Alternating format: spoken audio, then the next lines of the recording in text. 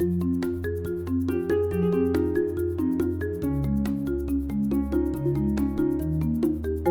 I am going to talk to you about forging your career in developer relations from advocate to executive. Now, this is a really exciting talk for me to have the opportunity to give, and I really couldn't have given this talk earlier in my developer relations career because there's something that's changed in just the last few years. And really, it's that the tech industry as a larger entity has recognized the importance of developer relations. Company leaders and stakeholders have recognized that developer relations is a key growth lever for developer products. And a company's developer relations resources, either right now or in the past, might have been at one time a single developer evangelist. And then over time, developer relations teams have grown quite substantially. And as these teams grew and the roles began to specialize and also to diversify, management and leadership positions in developer relations have evolved. The teams and roles have continued to grow, and we started seeing more and more need for strategic manager of managers in developer relations roles. And this started to be things like directors and senior directors. And now it's really exciting because we're finally at a point where developer relations has vital business leadership roles, like vice president of developer relations. And this really kind of brings DevRel to the executive table alongside VPs of other departments that many companies are very familiar with, like sales, product, marketing, engineering, and more. So like I said, I'm very excited to be talking to you today about the developer relations career path and about what has become possible, even in just the last few years or even in the last year. Because I remember having conversations with my bosses pretty early in my days in developer relations, and I couldn't help notice there were very clearly defined career ladders for departments like engineering or product or customer success, basically departments that have components in them that developer relations is involved in or does, but then the developer relations career ladder was just like this big question mark. We couldn't just assume or co-opt another department's career ladder because developer relations is so cross-disciplinary in and of itself.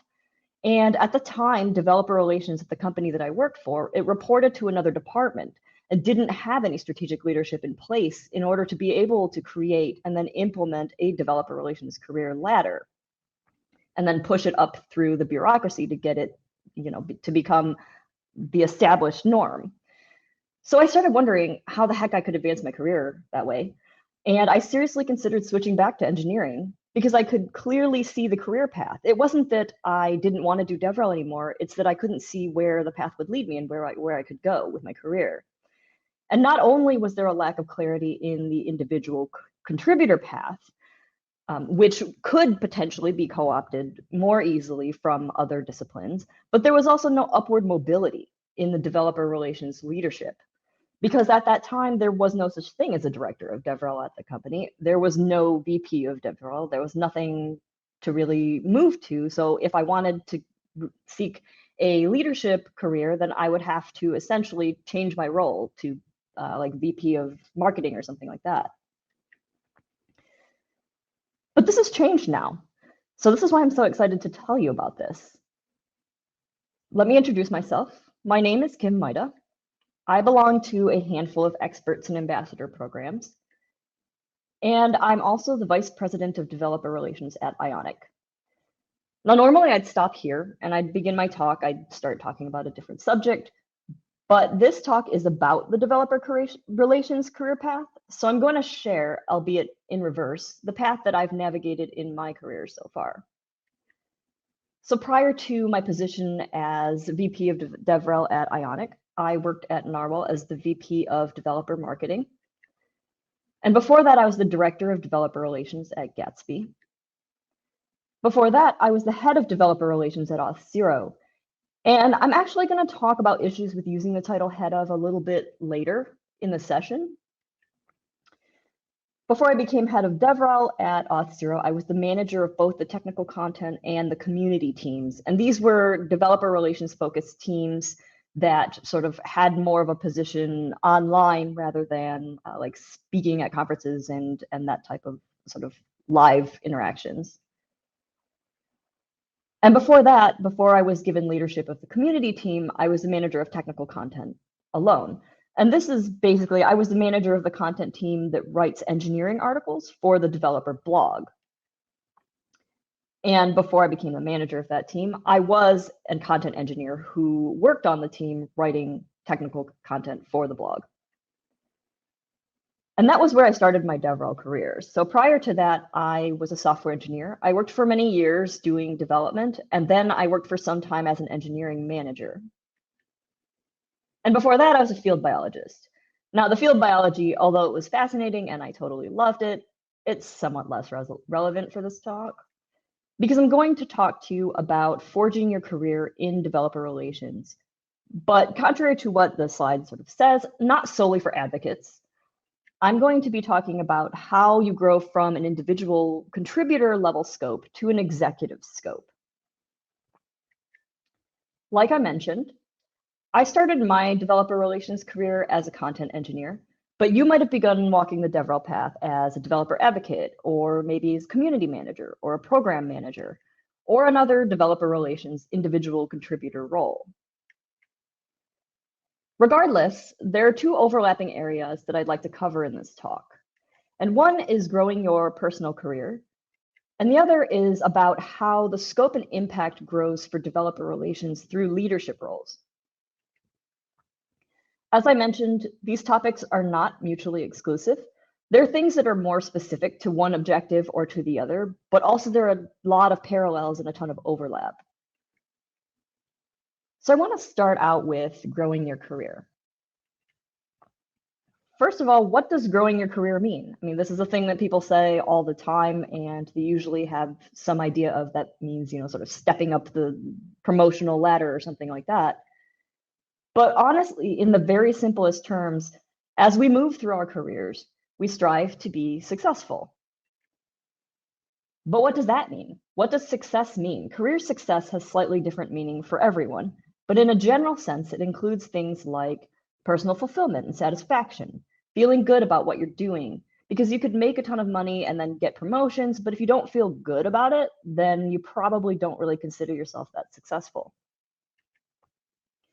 It's also about expanding impact. And this is a pretty broad topic, but it includes things like having the means and opportunity to progress your career, to be able to continually set and then achieve new goals, to grow your scope, grow your influence, and increase the impact that your responsibilities have on your workplace. And then finally, for a lot of people, for most people probably, success is defined in addition as an upward trajectory for rewards and compensation. Because honestly, we work for money. If we have a fancy title, but we make less money than people in roles that we work with who have the same or less influence, we're not going to feel particularly successful. So I want to dig into expanding impact because this is the big one, right? And more specifically, expanding your impact in developer relations in your career and at the organization that you represent. So let's revisit the idea of that developer relations career path. Now, whether your organization has an established and well-defined DevRel career ladder or not, you can expand and grow your influence in the impact of your role at your company in a number of ways. And the work that you do every day is most likely a mix of strategy and tactics. And then the distribution of each likely depends quite a bit on various things like your experience, your position, and the overall influence of developer relations on the business at your organization.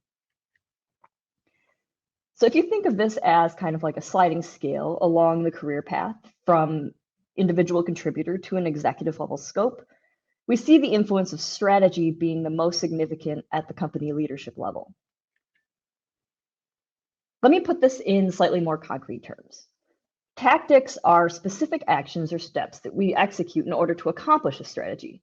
And examples of tactics that are relevant to developer relations might include things like speaking at events, or writing blog posts, building sample applications and sharing them with the community, might be recording videos and live streaming, managing community programs and forums, or organizing or supporting community meetups. And there's a large variety of other activities that we do in developer relations, and largely these vital tactics are executed by individual contributors. Now, if we go back to this diagram here, what are some examples of strategy? Well, something like increasing developer satisfaction might be a goal that drives a specific strategy. Things like crafting and refining the positioning and the messaging for the products and the software that we try to bring to developer audiences. It can also be about balancing resources, efforts, and bandwidth across different target audiences. For example, how much do we put into reaching net new groups versus what kind of efforts do we put into the activation of current champions and our existing community? Can also be around strategizing how to maximize the company's return on investment across all of the campaigns, the programs, the sponsorships, the initiatives, the conferences we speak at, and more. There's a component around scaling the team and scaling the projects and understanding how to prioritize our efforts while balancing things like importance versus urgency. And of course, we're always trying to increase DevRel's impact on achieving the company's primary goals as an organization. So when we start thinking about how we're going to grow our careers and increase our impact in developer relations, we need to think both strategically and tactically, and we need to do so in the way that's most effective. And this applies to your personal career growth as well. Now, the work you currently do might be mostly tactical, or it might be a mix of people management, or it could be strategic at various levels, but it's probably some mix of one or more of the above. And the strategies that I'm going to share next apply to you no matter where you're at in your career. It could be you're a junior developer advocate trying for your first conference talk, or you could be already a senior director, and these things will still apply. The strategies may differ, or the tactics may differ a little though. So in order to measure your progress, you want to see how you're stacking up, right? So you should definitely compare yourself to you yesterday. Compare your accomplishments and the progress that you've made to where you were yesterday, or last week, or last month, or last year. And you're going to be surprised by how far you've come and how much you've grown, how much you've learned, the way you've expanded your skills and knowledge. And then the tactics for this involve doing things like acknowledging and celebrating your progress and the accomplishments. In order to do that, you sort of need to know what you've done, right? And be able to look at it later. So write down your successes and your achievements as they happen. Benchmark your current self against your past self, because this is really the person that you want to be measuring up to. Then go back in a month or 3 months or 6 months and review what you accomplished, and I guarantee you will impress yourself. The thing is, you can do all of this and it's great for your sort of personal satisfaction, but you also want to regularly share the progress that you've made with your manager or with leadership or with stakeholders at your organization, for example. And leadership really wants to do right by their company and their team members. And a good boss will always try their best to note and reward your successes. However, so much happens outside of their line of sight. Many things that you do, they'll be aware of, they'll have knowledge of, and many other things they won't know about unless you share your wins with them. So as you record and review your accomplishments, make sure you're also sharing notable achievements or milestones with your boss. And then have a conversation about it. Collect their feedback. Discuss what's gone well. Discuss what could be improved. Talk about what you think your next steps should be and see what they think your next steps should be and make sure that you're aligned. Think and act strategically. And this is really where the scope of your strategic thinking starts to grow significantly as you move along the developer relations career path. Growing your impact and influence involves thinking about the bigger picture and setting increasingly strategic goals, while also at the same time understanding and planning the tactics that are necessary to fulfill your strategies. So on that note, let's get a little bit more specific. Let's say that you're a developer advocate. You probably have a ton of tactical responsibilities and priorities on your plate, and you most likely are required to jump from one another very quickly, probably even multiple times per day. So when you're thinking about this, think about how you can organize your work to be both more efficient and also more strategic. For example, maybe you built a sample application to demonstrate a feature or a capability with your organization's software. You then add that demo to a repository on GitHub to share the code publicly with the community. You could then create a presentation sharing what you did and how you did it, talking about challenges that you overcame in the code and how other people can overcome similar challenges. Then take that talk and present it at external events. You could write a blog post about it. You could even go into greater technical detail in the blog post. You could record and upload a video summarizing what you did, or use the events video after you've presented your talk externally. You can then take that blog post and the video and share them on social media. But you can do more than this. You can take the content and share quick tips and takeaways in sort of more bite-sized formats, put them in a series, and sort of release them over time. In this way, you can create a much more robust social campaign that will yield higher engagement from folks on your social media. You should share and discuss your topic with members of your community programs.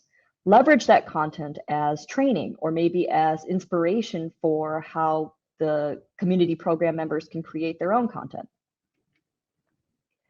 You can highlight and link to the content in a developer newsletter, or you could share that content with the field team and sales to do sales enablement so that they can take your content and demo the capabilities of your software to potential customers. You could provide your slides, your video, or your code to organizers of your community meetups so that they can create content around it to present, or you could even present it yourself at those meetups. Then take that content and share it in your organization's developer forums, share it in your real-time chat communities. And in this way, you can gather feedback from the community, feedback on your sample application, on its execution, feedback on the product features that it's demonstrating, and then you take that feedback and communicate it to the appropriate product leadership and product teams. So I then encourage you to consider the higher level strategy that drives all of these tactics. Think about what other projects and what other campaigns you can execute to continue to drive that overarching strategy. And this ultimately leads to bigger picture thinking. And it does this while you refine the vital tactics and increase impact at the same time. And remember, continue to review your accomplishments, share them with leadership, and think and act strategically. Coming up with new projects, initiatives, and improvements can really advance you to a senior level individual contributor and pave the path for you in developer relations leadership. Which brings us to learning about the scope and strategic impact that managers of developer relations need to think about. So consider the tactics of our developer advocate and the higher level strategy that their tactics roll up into. DevRel managers are responsible for the coordination of multiple strategies across the team. And then in addition, managers of developer relations are usually people managers too. This means they're responsible for the team members who are executing the tactics that are associated with those larger DevRel strategies. And I want to take a little bit of a closer look at these responsibilities. DevRel managers have individual contributors who report to them, and some DevRel teams are distributed internationally in a by region, and global teams may or may not have regional managers. But here are some of the people management responsibilities that are familiar to many DevRel managers, and indeed many managers sort of across the board in tech. Working with team members to create strategically aligned individual goals and determining how to measure progress towards those objectives. Conducting regular one-on-ones and annual or semi-annual performance reviews. Appropriately delegating ownership of projects, programs, execution tactics across individuals in the team according to their skills and their interests as well. And people managers not only need to be responsible for hiring and scaling their teams, but also for navigating interpersonal team dynamics. Because every manager at some point is going to have to make hard decisions. Now on the strategic side, what are some examples of team goals that the manager of developer relations might be responsible for? Well, this might be things like increasing web traffic and page views to the developer blog or reaching more people through talks and videos.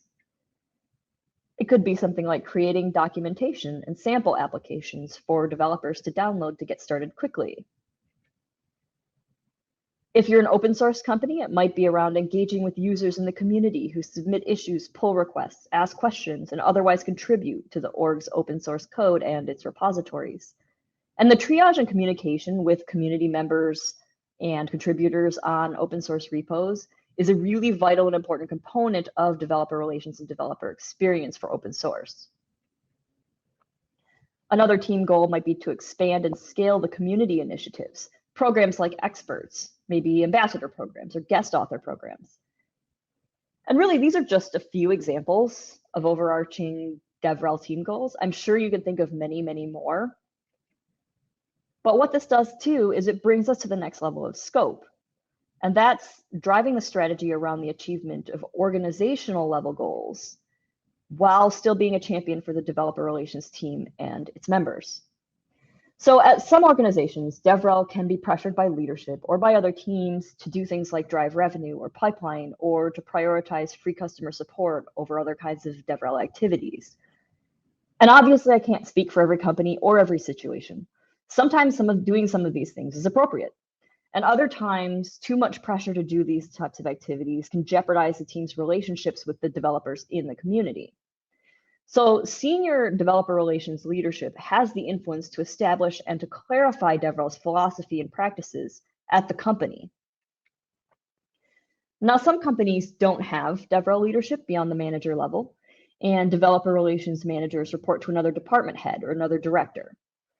But the evolution of developer relations has now paved the way for senior leadership like directors and senior directors of developer relations. And to be honest, if manager is the highest that your org's developer relations career ladder goes, and the DevRel manager is responsible for driving company goals, they should really hold the title and the leadership influence of at least a director. On that note, I want to take a quick moment for a little bit of a timeout here. Remember when I said I talk about the title head of? I really dislike this title. Head of is basically a CYA title. It's a cover your butt. It can be a way for companies to give too many responsibilities and not enough influence to a manager. Head of developer relations could potentially be equivalent to anything from a manager 1 to a senior director. But the title is so purely subjective and it's highly ambiguous, both to the people outside the company, as well as to internal leadership. So to companies out there, I strongly recommend that you not call any title head of. Instead, level your positions appropriately, level them accurately so their scope is clearly understood both internally and externally. And for those of you folks who are looking for DevRel jobs, particularly if you're looking for DevRel leadership jobs, if a company has an open job rec listed as head of, make sure that you ask about the expectations and the true scope of that role. Then ask if the role can be called something more aligned with its description. And if the role is really a director level role, get that director title because titles do matter. Okay, time in. Like I said, at the director level, you're responsible for driving company goals. So let's return to the scope of a manager of DevRel briefly. If we take team level goals and the associated strategies that are created to achieve them, at the director level, a developer relations leader thinks about the next level of strategy above that. They help set goals and strategies for the department, as well as cross-functionally. And they establish and determine the metrics to drive overall company directives. So what do the goals and strategies at these levels look like? Well, the collective developer relations strategies might be working towards goals like reaching some number of downloads or number of users per month. Whereas departmental strategies might function toward things like increasing the return on investment for department initiatives. Cross-functional strategies could contribute across multiple teams or even across multiple departments to achieve things like increasing the net promoter score or maybe growing the number of deployed projects that depend on the company's products, software, or tools by some percentage month over month. And then alignment with and the driving of company goals means the director ensures that all the strategies contribute toward business objectives from company leadership. And this could be something like maybe becoming the fastest growing software choice in a particular market sector or in a development category. And again, your own company's team, department, and organizational goals probably come to mind here. And directors operate heavily on this strategic level. They're also people managers. They may manage individual contributors, or they could manage other managers depending on the structure and the size of your developer relations team and your organization. Directors are also accountable for the team mission, the processes, the operations like career ladder, for example, and budget. They're also responsible for DevRel's cross-functional relationship and its collaboration across the company. And this kind of brings us up to the level of the whole picture and executive developer relations roles. Executive DevRel is still pretty new in the tech industry, but it's very rapidly becoming more common. And the executive role that's been appearing the most often is Vice President of Developer Relations or Developer Experience. And while the specific details and the reporting structure of individual executive leadership roles are pretty particular to each organization, Vice President roles are often characterized by several specific responsibilities and a level of influence. VPs of DevRel are expected to be experienced and have a lot of expertise in the strategy and the execution of developer relations, and they need to have extensive knowledge of their discipline. Developer relations executives are also responsible for understanding the really close-up macro view all the way up to the 1,000-yard wide angle. And at this stage, most organizations with developer relations senior leadership don't have both a director and a VP of DevRel. So how do we kind of distinguish between which one your company has or should have based on responsibilities? Let's revisit the director of DevRel's scope and see how it differs from an executive VP role. The team and cross-functional operations move into the strategic network, and people management is still really, really important. In addition, VPs also manage external collaboration with partners or vendors or contractors. They may manage partnerships with other similar companies in the same industry or the same tech space. They may also meet with the board of directors regularly. VPs are also responsible for additional strategic decision-making. And this brings us to the company goals and business directives and kind of solidifying that dotted line there. Rather than following the strategy that's already been defined by other leadership, executive DevRel helps to create and plan the strategies that are required to move the entire business forward. So in addition to goals like the one I mentioned earlier, like growing in a software category, this might include things like rapidly and efficiently scaling the organization's staff and resources, or creating a business model and then effectively realizing it across the entire company. Now, developer relations at the executive level should also expect to have a close collaborative relationship with company founders and stakeholders, CEOs, CTO, and so on. They help to create and drive the organization's roadmap. And they're attuned to changes in the market, changes in leadership decisions, changes in product direction, and more. They're able to pivot their strategies effectively when necessary, and they also know when to push back as well. So we're coming up on the end of our time here. What are the takeaways I'd love for you to leave with? Grow your career by tracking your progress and sharing wins with your leadership. Think and act strategically to increase efficiency, impact, and influence. Forge your career by expanding the scope of your strategies while delivering world-class execution. And learn about and really understand your organization's larger goals and how your strategies and tactics move them forward. And finally, be an advocate for yourself. I'll advocate for myself here for just a moment. I'm on Twitter at Maida. I also have a blog at maida.kim where I write about things like what department I think DevRel belongs in.